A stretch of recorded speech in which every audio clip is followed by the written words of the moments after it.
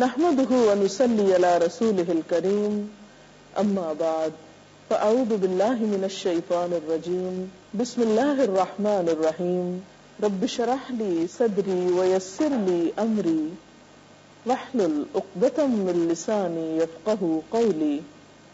ہماری آج کی گفتگو کا موضوع ہے رمضان اور زکوٰۃ. اگرچہ زکوٰۃ کے لیے کوئی مہینہ مخصوص نہیں ہے، ہر صاحب مال اور صاحب حیثیت اور خصوصاً صاحب نصاب شخص کو زکوٰۃ اس وقت ادا کرنی چاہیے جب اس کے مال پر جو واجب الزکوٰۃ ہے 1 سال گزر چکا ہو. لیکن اگر سال کا حساب کر کے زکوٰۃ کو کچھ عرصہ پہلے رمضان المبارک میں نکالا جائے تو اجر و ثواب کے اعتبار سے یہ بات زیادہ بہترین ہے، کیونکہ رمضان المبارک میں ایک فریضے کے ادا کرنے کا ثواب 70 کے برابر ہے. زکوٰۃ کا حکم نہ صرف یہ کہ امت مسلمہ کے لیے ہے بلکہ اس سے پہلے کی امتوں کو بھی زکوٰۃ کا حکم دیا گیا. قرآن پاک میں اللہ سبحانہ وتعالی بنی اسرائیل کے بارے میں سورۃ البقرہ میں کچھ یوں بیان فرماتے ہیں: وَإِذْ أَخَذْنَا مِيثَاقَ بَنِي إِسْرَائِيلَ لَا تَعْبُدُونَ إِلَّا اللَّهَ وَبِالْوَالِدَيْنِ إِحْسَانًا وَذِي الْقُرْبَى وَالْيَتَامَى وَالْمَسَاكِينِ وَقُولُوا لِلنَّاسِ حُسْنًا وَأَقِيمُوا الصَّلَاةَ وَآتُوا الزَّكَاةَ ثُمَّ تَوَلَّيْتُمْ إِلَّا قَلِيلًا مِّنكُمْ وَأَنتُمْ مُعْرِضُونَ.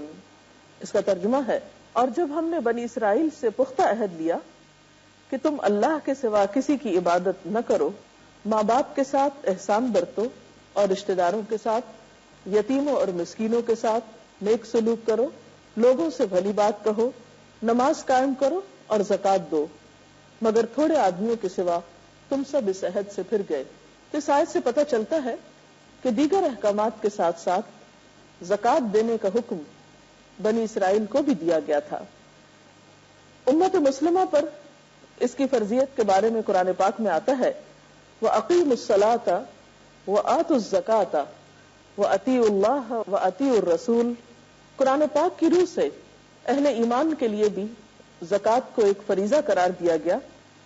قرآن و سنت کے مطالعے سے یہ بات پتہ چلتی ہے کہ زکوٰۃ اسلام کے بنیادی ارکان میں سے ایک اہم رکن ہے.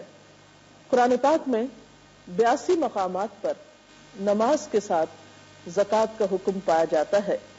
نبی صلی اللہ علیہ وسلم نے فرمایا: بنی الاسلام علی 5، اسلام کی بنیاد 5 چیزوں پر ہے: شہادت اللہ الہ الا اللہ وان محمد الرسول اللہ واقام الصلاۃ وایتاء الزکاۃ والحج وصوم رمضان. آپ صلی اللہ علیہ وسلم نے فرمایا اسلام کی بنیاد 5 چیزوں پر ہے: اس بات کی گواہی دینا کہ اللہ کے سوا کوئی معبود نہیں اور محمد صلی اللہ علیہ وسلم اللہ کے رسول ہیں، نماز قائم کرنا، زکوٰۃ دینا، حج کرنا اور رمضان کے روزے رکھنا. بخاری کی ایک اور حدیث میں حضرت جریر بن عبداللہ رضی اللہ تعالی عنہ سے روایت ہے کہ میں نے نبی صلی اللہ علیہ وسلم سے نماز قائم کرنے، زکوٰۃ دینے اور ہر مسلمان کی خیرخواہی کرنے پر بیعت کی، یعنی انہوں نے اس فریضے کو ادا کرنے کے لیے آپ سے عہد کیا. حقیقت یہ ہے کہ اسلام میں زکوٰۃ کا نظام معاشرتی بھلائی کے لیے ہے. رمضان کا مہینہ شہر المواسات ہے، انسانوں کے ساتھ ہمدردی اور خیرخواہی اور بھلائی کرنے کا مہینہ ہے. اس ہمدردی کے کئی طریقے ہو سکتے ہیں، لیکن ہمدردی کرنے کا بہترین طریقہ اپنے فرائض کی ادائیگی بھی ہے. اللہ تعالیٰ نے صاحب حیثیت مسلمانوں کے مال میں فقراء کا حق رکھ دیا ہے اور اس کے بہت سے فائدے بھی بتائے ہیں. سب سے بڑا فائدہ تو یہ ہے کہ اس کی بدولت انسان آخرت کے سب سے بڑے امتحان میں کامیاب ہوتا ہے. قرآن پاک میں اللہ تعالیٰ فرماتے ہیں: ان الذین آمنوا وعملوا الصالحات واقاموا الصلاة وآتوا الزکاة لهم اجرهم عند ربهم ولا خوف علیہم ولا هم يحزنون. جو لوگ ایمان لائیں اور نیک عمل کریں، نماز قائم کریں اور زکوٰۃ ادا کریں، ان کے اجر ان کے رب کے پاس ہیں، ان کے لیے نہ کوئی خوف ہوگا اور نہ ہی وہ غمگین ہوں گے۔ اسی طرح بخاری کی ایک روایت میں آتا ہے کہ ایک اعرابی نبی صلی اللہ علیہ وسلم کی خدمت میں حاضر ہوا اور کہنے لگا، اے اللہ کے رسول صلی اللہ علیہ وسلم، مجھے ایسا عمل بتائیے جسے کرنے سے میں جنت میں داخل ہو جاؤں۔ تو اس پر آپ نے فرمایا، اللہ تعالیٰ کی عبادت کرو اور اس کے ساتھ کسی کو شریک نہ کرو، فرض نماز ادا کرو، فرض زکوٰۃ ادا کرو، رمضان کے روزے رکھو۔ اس نے کہا، اللہ کی قسم میں اس سے زیادہ کچھ نہ کروں گا۔ جب وہ شخص واپس ہوا تو آپ نے فرمایا، جسے جنتی آدمی دیکھنا پسند ہو وہ اس شخص کو دیکھ لے۔ تو اس سے کیا پتہ چلتا ہے کہ جنت میں جانے کے لیے سب سے اہم چیز اپنے فرائض کی ادائیگی ہے، کیونکہ اگر کوئی شخص اپنے بنیادی فریضے سے غافل ہے اور ادھر ادھر کی نیکیاں کر رہا ہے تو جب تک وہ اپنا فرض پورا نہیں کرتا باقی نیکیوں کی بھی قدر و قیمت نہیں ہوگی۔ زکوٰۃ کا لفظ جو ہے اس کا بنیادی طور پر معنی ہے پاک کرنا، نشو نما دینا۔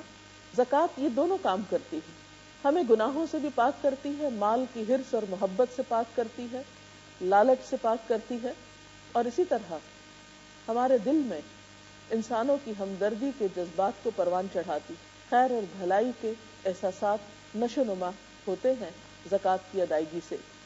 زکوٰۃ گناہوں کا کفارہ اور نفس کے تزکیے کا بہترین طریقہ ہے۔ قرآن پاک میں اللہ تعالیٰ حضور صلی اللہ علیہ وسلم سے خطاب فرماتے ہیں، خذ من اموالہم صدقۃ تطہرہم بہا وتزکیہم۔ اس کا ترجمہ ہے، اے نبی صلی اللہ علیہ وسلم، آپ ان کے اموال سے زکوٰۃ لے کر انہیں گناہوں سے پاک اور صاف کیجیے۔ تو گویا زکوٰۃ کی ادائیگی گناہوں کو پاک کرنے کا ذریعہ بھی ہے اور نفس کے تزکیہ کا بھی۔ زکوٰۃ دولت میں اضافے کا ذریعہ بھی ہے۔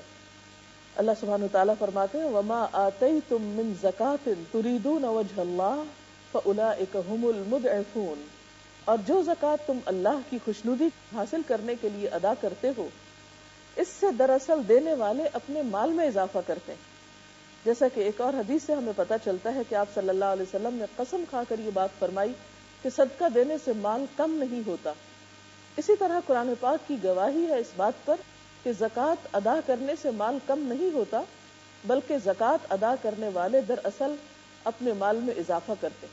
سوچنے کی بات یہ ہے کہ دینے سے اضافہ کیسے ہوتا ہے۔ زکوٰۃ کی حیثیت دین میں ایسے ہی ہے جیسے بدن میں خون کی حیثیت۔ جب خون بدن کے سارے اعضاء میں گردش کرتا ہے تو انسان چاق و چوبند رہتا ہے، حرکت کر سکتا ہے، انسان کی صحت درست رہتی ہے۔ اور اگر خون کسی ایک حصے میں جا کر جم جائے اور اس کی سرکولیشن نہ ہو تو انسان حرکت کے قابل نہیں رہتا، چل پھر نہیں سکتا۔ بالکل اسی طرح جس سوسائٹی کے تمام حصوں کو مال پہنچتا رہے، تمام حصے خوشحال ہوں، وہاں اکنامک ایکٹیویٹی زیادہ فلرش کرتی ہے، اس میں زیادہ حرکت ہوتی ہے۔ جب معاشرہ خوشحال ہوتا ہے، تمام لوگوں کے پاس اپنی ضروریات پوری کرنے کے لیے مال ہوتا ہے، تو ایسے میں دینے والے اور لینے والے دونوں ہی اس سے فائدہ اٹھاتے ہیں۔ مثال کے طور پر اگر کچھ لوگوں کے پاس مال زیادہ ہے لیکن ان کے مال سے اگر وہ تجارت کرتے ہیں اس کا کوئی خریدار ہی نہیں، تو یہ تجارت آگے کیسے بڑھ سکتی، مال میں اضافہ کیسے ہو سکتا ہے۔ پھر اسی طرح زکوٰۃ غربت کے خاتمے کا ایک ذریعہ بھی ہے۔ حضرت معاذ رضی اللہ تعالیٰ عنہ کو آپ صلی اللہ علیہ وسلم نے جب یمن بھیجا تو خاص طور پر تاکید کی کہ تم جان لو کہ اللہ نے ان کے مالوں میں صدقہ فرض کیا ہے جو ان کے اغنیاء سے لیا جائے گا اور ان کے فقراء کو دیا جائے گا۔ تو جب مال کی سرکولیشن اغنیاء سے فقراء کی طرف ہوتی ہے تو لازمی طور پر معاشرے کے ان طبقات میں خوشحالی آتی ہے جو محروم ہوتے ہیں۔ پھر اسی طرح زکوٰۃ جہاں ادا کرنے کے فائدے ہیں بہت سے، وہاں ادا نہ کرنے کے نقصان بھی ہیں۔ پہلی بات تو یہ کہ قرآن پاک میں زکوٰۃ نہ دینے والوں کے لیے ہلاکت کا پیغام سنایا گیا۔ فرمایا، وَوَيْلٌ لِّلْمُشْرِكِينَ الَّذِينَ لَا يُؤْتُونَ الزَّكَاةَ وَهُمْ بِالْآخِرَةِ هُمْ كَافِرُونَ۔ تباہی ہے ان شرک کرنے والوں کے لیے جو زکوٰۃ نہیں دیتے اور وہ آخرت کے منکر ہیں۔ اسی طرح ایک حدیث میں آتا ہے، آپ صلی اللہ علیہ وسلم نے فرمایا، مانع الزکاۃ یوم القیامۃ فی النار۔ زکوٰۃ نہ دینے والا قیامت کے دن آگ میں ہوگا۔ قرآن پاک کی ایک اور آیت سے بھی یہ بات ہمیں پتہ چلتی ہے کہ والذین یکنزون الذهب والفضة ولا ينفقونها في سبيل الله فبشرهم بعذاب أليم يوم تكوى بها جباههم وجنوبهم وظهورهم هذا ما كنزتم لأنفسكم فذوقوا ما كنتم تكنزون.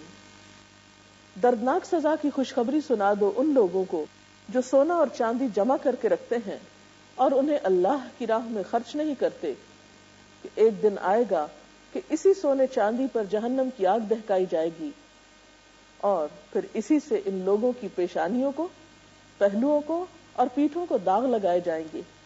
یعنی جہنم کی آگ سے اس مال کو تپا کر ان کے جسموں پہ داغ لگائے جائیں گے اور کہا جائے گا یہ ہے وہ خزانہ جو تم نے اپنے لیے جمع کیا، اب اپنی سمیٹی ہوئی دولت کا مزہ چکھو. اسی طرح ایک اور آیت میں آتا ہے وَلَا يَحْسَبَنَّ الَّذِينَ يَبْخَلُونَ بِمَا آتَاهُمُ اللَّهُ مِنْ فَضْلِهِ هُوَ خَيْرًا لَهُمْ بَلْ هُوَ شَرٌّ لَهُمْ سَيُطَوَّقُونَ مَا بَخِلُوا بِهِ يَوْمَ الْقِيَامَةِ. جن لوگوں کو اللہ تعالیٰ نے اپنے فضل سے مال و دولت دی ہے اور وہ بخل سے کام لیتے ہیں، وہ اس خیال میں نہ رہیں کہ یہ بخل ان کے حق میں بہتر ہے، بلکہ یہ ان کے لیے بہت ہی برا ہے. اس بخل سے جو کچھ وہ جمع کر رہے ہیں اسے قیامت کے دن توق بنا کر ان کے گلے میں ڈال دیا جائے گا. ایک اور حدیث اس بات کی مزید وضاحت کرتی ہے. نبی صلی اللہ علیہ وسلم نے فرمایا جس کو اللہ تعالیٰ نے مال دیا اور اس نے اس کی زکوٰۃ ادا نہ کی تو قیامت کے دن اس کا مال گنجے سانپ کی شکل بن کر جس کی آنکھوں پہ 2 نقطے ہوں گے اس کے گلے کا توق بن جائے گا. پھر اس کی دونوں باچھیں پکڑ کر کہے گا میں تیرا مال ہوں، میں تیرا خزانہ ہوں. پھر آپ نے یہ آیت تلاوت فرمائی جن لوگوں کو اللہ نے اپنے فضل سے مال دیا ہے اور وہ بخل کرتے ہیں وہ اپنے لیے اس بخل کو اچھا نہ سمجھے بلکہ یہ ان کے حق میں بہت برا ہے. ان قریب قیامت کے دن یہ بخل ان کے گلے میں توق کی شکل میں ہوگا، یعنی توق بن کر ان کے گلے میں لٹکے گا. یعنی توق کیا ہے؟ سزا کی ایک قسم ہے.